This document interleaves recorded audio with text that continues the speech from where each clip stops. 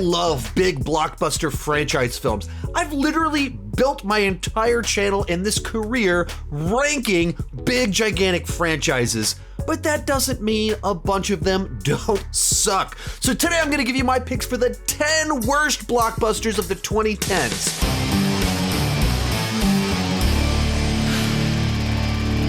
Now, to qualify to be included in this list, a movie had to make over $500 million globally, and it had to come out in the 2010s. These are all movies that made a bunch of money, sold a ton of tickets. In fact, the lowest grossing movie on this list is actually the highest grossing R-rated comedy of all time, or at least it was at the time the movie came out.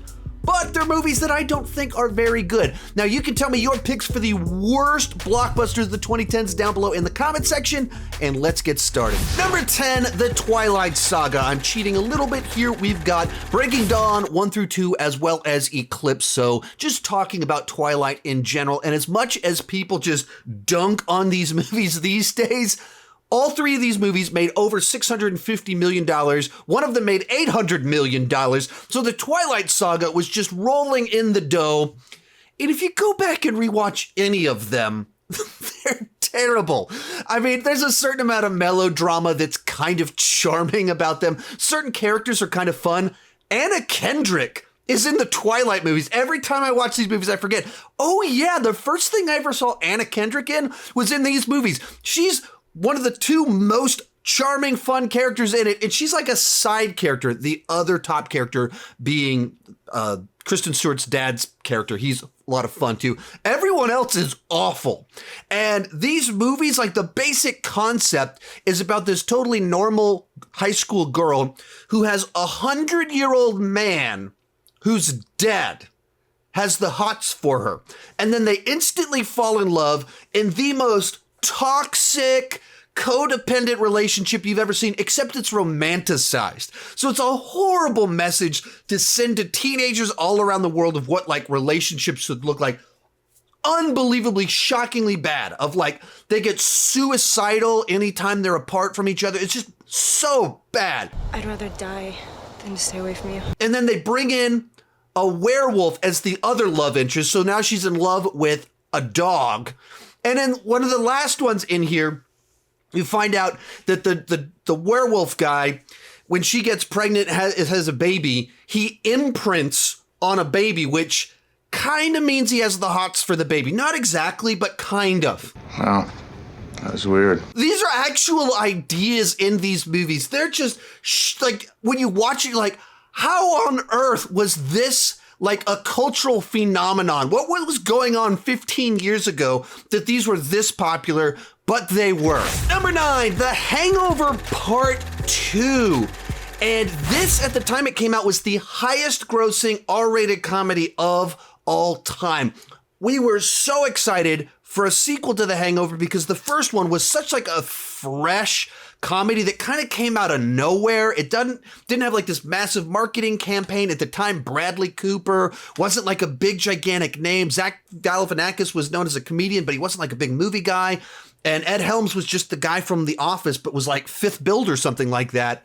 And just everyone found it to be hilarious. We couldn't wait to get another movie. And you get the second movie, and it's a classic example of a bad comedy sequel that just rehashes the plot of the first movie and just does nastier, meaner jokes without any wit. Everything that made the first one fresh is just gone from the second one, and you just kind of leave the film feeling kind of gross. No, don't like that. Like, oh, what happened here? How did things go so wrong with everyone returning, and this just did not work the way the first one did? And so it's like the sort of one where you just like, there's no reason to ever watch the Hangover sequels. Just rewatch the first one from time to time. It's still a lot of fun. It's still real fresh and funny. The second one, like I literally just like, thinking about some of the jokes and it just feel nasty. Ew. Number 8, Star Wars Episode 9, The Rise of Skywalker. And this is probably the most depressing movie on this list for me because it's supposed to be the end of the Skywalker saga. Closing out this 9-film, a trilogy of trilogies, this massive saga spanning decades, both in the continuity as well as in real life.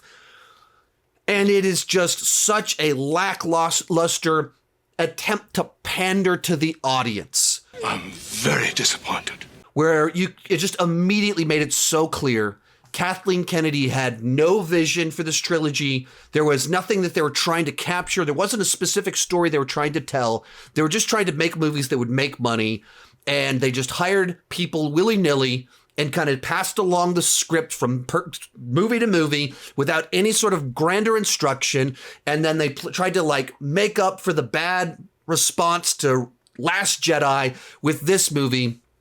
And it's just a very heartbreaking film that this is what Star Wars turned into.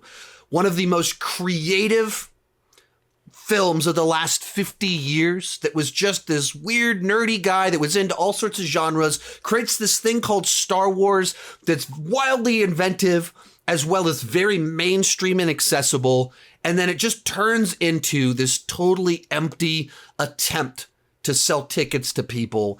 And that's what Star Wars has turned into, and it hurt the sequel trilogy. It hurt the legacy of Star Wars as a whole, and it made a movie like Force Awakens that made me so excited for Star Wars feel really empty and hollow because that all the setup there, all the promise went nowhere. Real quick before I continue on, there actually is a companion video to this over on my Patreon page with 7 more of the worst blockbusters of the 2010s. So if you enjoy watching me just dunk on movies that had every reason to be awesome but turned out awful, you can see me do that with 7 more movies if you join on any level over at Patreon. $2 per month, you gain access to all the exclusive videos, and there's hundreds of them, as well as both live streams that happen each week, a Q&A, as well as a box office show. $5 per month, you can get your name on my end card, and at the top tier, you can do a monthly video chat with me one-on-one. Information is down below in the description. Number 7, The Lion King 2019. This is the highest grossing animated film of all time, which is fascinating because it's a movie that almost nobody defends. No one talks about it like, oh man, that thing was so cool. That was awesome. Oh, I was rewatching the Lion King remake the other day. No, it was a movie that had such an extreme amount of novelty and cross-generational appeal that it's just made bukus of money. It is a beloved 90s animated film. Therefore, people my age, we went to go see it when we were our kids' age. So it has great cross-generational appeal to it. And this was before people were totally burned out on the Disney live-action remakes. And then there was just the pure novelty factor of, wow, this is all computer animated. These aren't live action. It's not live action at all. It just looks that way. And there's so much novelty to seeing something truly remarkable. But as a film, that's all it is. It is a top-notch demo reel for how good photorealistic animals can look currently with the technology that we have. But they applied it to a story that it doesn't work on. The Lion King is about talking and singing animals who have emotions and friendships, and photorealistic animals do not emote. Yeah, but your scientists were so preoccupied with whether or not they could, they didn't stop to think if they should. So all of the life from the story just disappears. And you're watching something being like, this is truly astonishing.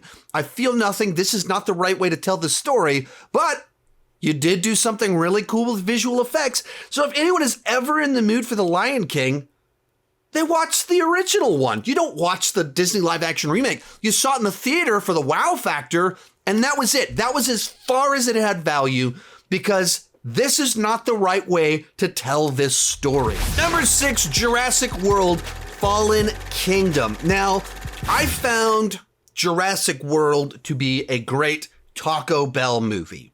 Cinematic fast food. Of course, it's not fine dining. It's not cinema. But Is it a lot of fun to watch genetically engineered dinosaurs run amok eating people? Yeah. Is it fun to watch Chris Pratt ride on a motorcycle teaming up with velociraptors? Yeah. Is it fun to see Chris Pratt team up with velociraptors and a T-Rex to battle a genetically engineered dinosaur? Yeah, that's awesome. But the appeal of Jurassic Park is seeing dinosaurs brought back to life. The plot of Fallen Kingdom is watching them go extinct again. Why would we do that? The plot of the movie, the first half of the film, is you go to the island and a volcano goes off, and therefore you're watching the dinosaurs desperately try to survive being burned alive. Now, on the one hand, yeah, dinosaurs die in Jurassic Park. That's part of the appeal. But, like, not watching them die from volcano, there's nothing entertaining about that. And when the plot that's not even the main plot of the movie. If they're able to save most of the dinosaurs, but a few of them, no, it's not even that. And then even the dinosaurs that are saved are being sold in auction. Like, it's just such a weird direction to take the plot. And it like literally is about terrorists wanting to buy laser-guided dinosaurs. That's a laser raptor. I thought they went extinct thousands of years ago. Which is, if we were doing just like a schlocky B movie or whatever, that's kind of fun. Laser-guided velociraptors or whatever. Cool. That's stupid but fun. But it's not even that. It's just a thing that they mention in an auction. That's not what the movie actually does with any of this. And then they introduce human cloning, but don't really go anywhere with it. So just a movie that just doesn't understand why the audience goes to a Jurassic film.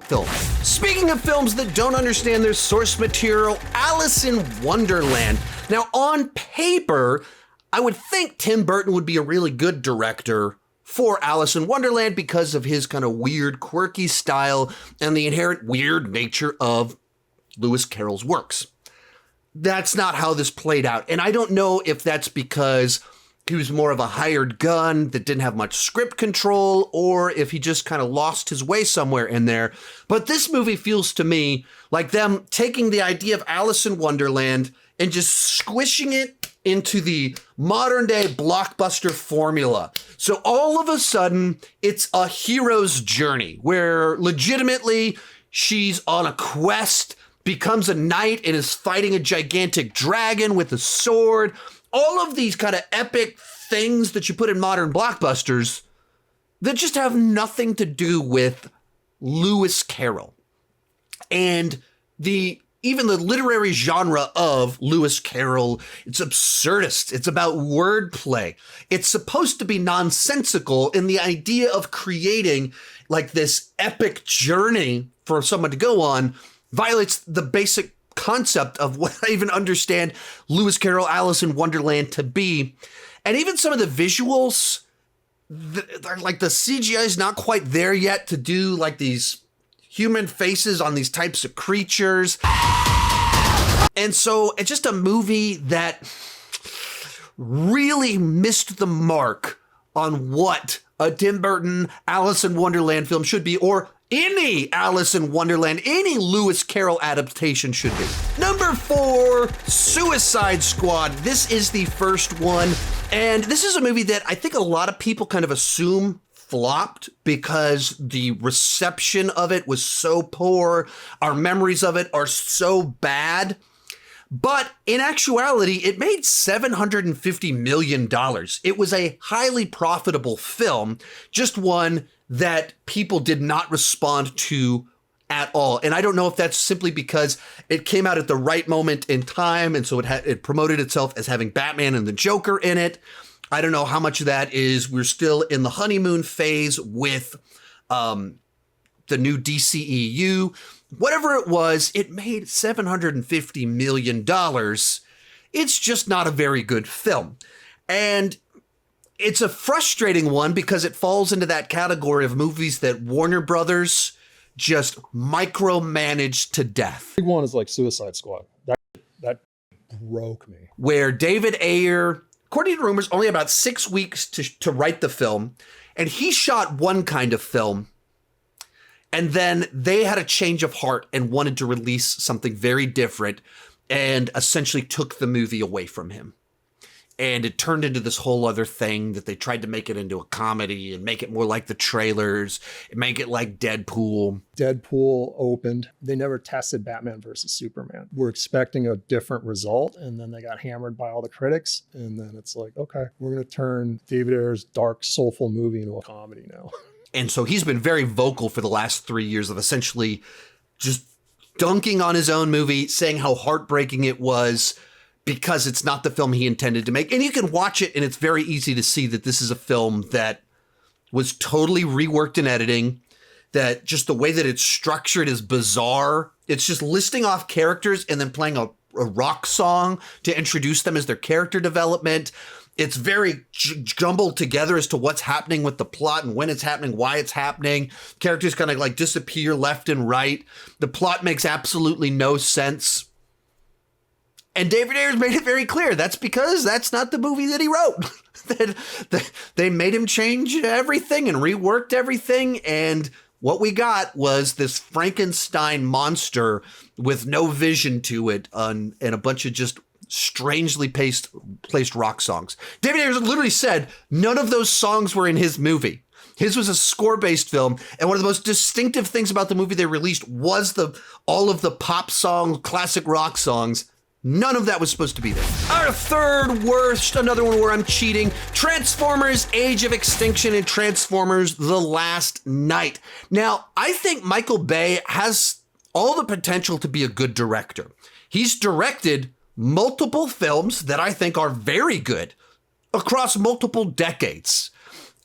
But for whatever reason, he got stuck in Transformers world. And the longer he directed Transformers movies, just the crazier and weirder they got, and the less connected to having like a plot with any sort of human emotion or connective tissue.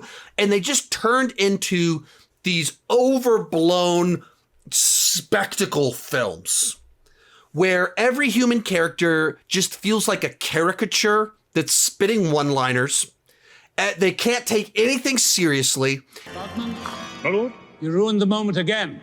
I was making the moment more epic. Anytime it's building up tension, it has to cut it with a joke out of nowhere. The mythology got so convoluted and layered, and like the Nazis play into it, and King Arthur's playing into it eventually. When you're in Age of Extinction, feels like they put more thought into justifying why a legal adult can date an underage girl. I just called the cops on you because this is illegal. She's a minor. Protected by the Romeo and Juliet laws. Statute 2705-3. Texas statute? Then they put into the thought of the actual plot of the movie, and it just feels like it's hopping around. All of these movies feel like it's not about one central plot line. It's about 17 subplots all crammed together. And this is kind of even true. They, before they did Last Night, they did like a writer's retreat, and they took a whole bunch of different writers out, and they just pitched ideas. And the next movie that comes out, Last Night, has 1,000 plot lines all squished into it, but they're just cinematic noise. Just these robots fighting each other, but none of it matters because you don't care about anything. There's not clear objectives. It's just noise on the screen. Very expensive noise.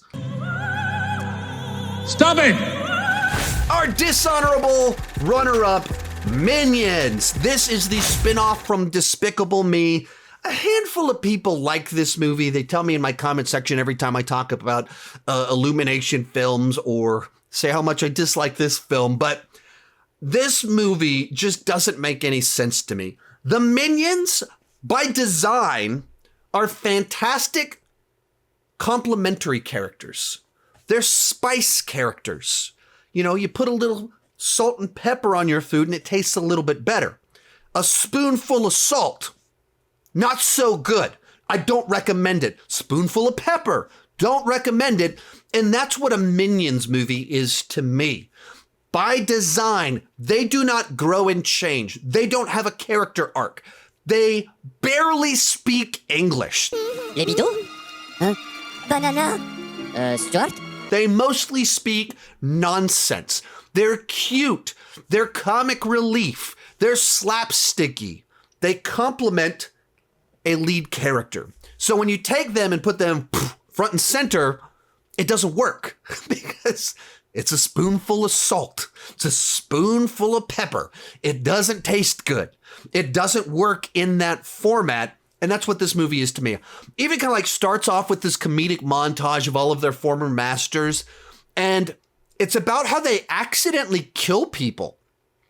Like it's mildly amusing / really dark comedy for entertainment for little kids. So that doesn't sit great with me. And then you kind of go into the main plot of it about a villain, exposition convention and Sandra Bullock's character and everything. And they try and have a character that kind of guides things, but it's just a movie that its basic premise doesn't work for me, so I can't care about any of it. Oh, that didn't work.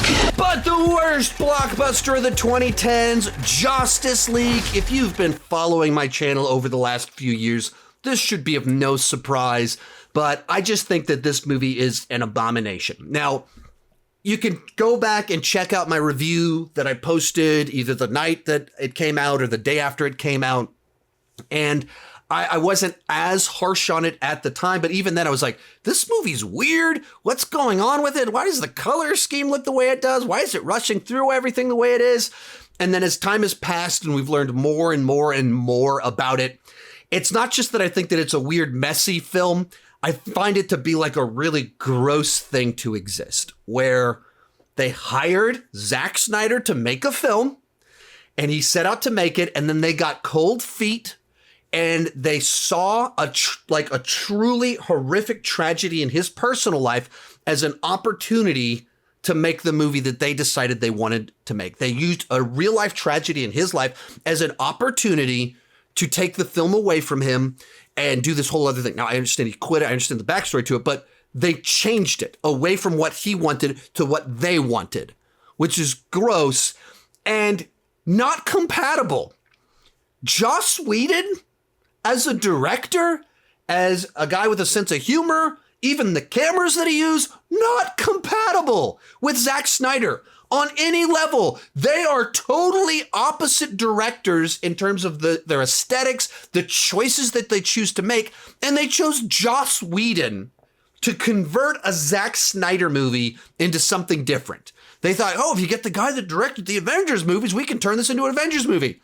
That's not how this works. You can't build off the foundation of a Zack Snyder film that is very much not an MCU film and convert it over. And so you're watching a movie that's just fighting with itself. You can see, like, you can literally watch Ben Affleck's soul leaving his body as he had to come back and do these reshoots. He physically looks different. His complexion, his weight are different. There's scenes in this monstrosity that look like they were just shot on the set of a sitcom and lit like a sitcom and have sitcom level jokes in them. And then you have other scenes that are very clearly from Zack Snyder. Side by side, it is just the worst Frankenstein monster with a grotesque backstory. All sorts of rumors about how even the reason that Mustache Gate happened is because they wouldn't allow them to delay it till the next year, because if they released it in 2017, the CEOs and stuff would get their annual bonuses or something. Like, just every imaginable grotesque, money-based, non-artistic reason went into this monster. It's everything wrong with Hollywood. So without question for me, it is the worst blockbuster of the 2010s. If you like this video and want to see me roast even more bad blockbusters of the 2010s, remember there is a companion video to this over on Patreon. Join at any level, as little as $2 per month, $20 per year. You can gain access to that video as well as all the live streams, all the other videos. Link is down below in the description, and thank you so much for watching.